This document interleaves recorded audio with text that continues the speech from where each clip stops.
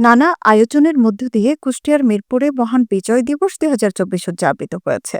সোমবার ১৬ ডিসেম্বর সকাল ৬:৩০টায় মিরপুর পাইলট উচ্চ বিদ্যালয় মাঠে মিরপুর থানার উদ্যোগে ৩১ বার তোপধ্বনির মাধ্যমে দিবসটির সূচনা করা হয়। এর পরপরই সূর্যোদয়ের সঙ্গে মিরপুর উপজেলা পরিষদে অবস্থিত শহীদ স্মৃতিস্তম্ভে পুষ্পমাল্য অর্পণের মাধ্যমে স্বাধীনতার অমর সৈনিকদের প্রতি শ্রদ্ধা জানান উপজেলা প্রশাসন, মিরপুর থানা পুলিশ, পল্লী বিদ্যুৎ জোনাল অফিস, মুক্তিযোদ্ধা ও প্রেস ক্লাব। এ সময় স্মৃতিস্তম্ভে স্বাধীনতা যুদ্ধে নিহত বীর শহীদদের জন্য দোয়া কামনা করা হয়। এ সময় উপজেলা নির্বাহী অফিসার বিবি করিমুন্নেছা, সহকারী কমিশনার ভূমি কাজী মোহাম্মদ মেশকাতুল ইসলাম, মিরপুর সার্কেলের সিনিয়র সহকারী পুলিশ সুপার আব্দুল খালেক, থানা অফিসার ইনচার্জ মোহাম্মদ মমিনুল ইসলাম, ওসি তদন্ত আব্দুল আজিজ, মুক্তিযোদ্ধা সংসদ কমান্ড সাবেক উপজেলা কমান্ডার নজরুল করিম, উপজেলা প্রাণী সম্পদ কর্মকর্তা মোহাম্মদ আবদুল্লাহ এস কাফি, পল্লী বিদ্যুতের ডিজিএম আনন্দ কুমার কুন্ডু, প্রেসক্লাব সভাপতি বাবলু রঞ্জন বিশ্বাস সহ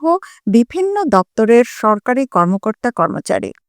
এছাড়াও উপজেলা প্রশাসনের পাশাপাশি দীর্ঘ ১৫ বছর পর হাজার হাজার কর্মী সমর্থক নিয়ে শহীদ স্মৃতিস্তম্ভে ফুল দিয়ে শ্রদ্ধা নিবেদন করেন উপজেলা বিএনপি যুবদল ছাত্রদলের নেতারা।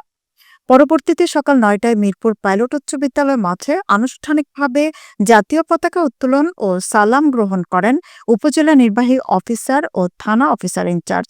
এ সময় বাংলাদেশ পুলিশ বাহিনী, আনসার ও ফায়ার সার্ভিস এর সদস্যরা মাঠ মার্চ ও জাতীয় পতাকাকে সম্মান প্রদর্শন করেন।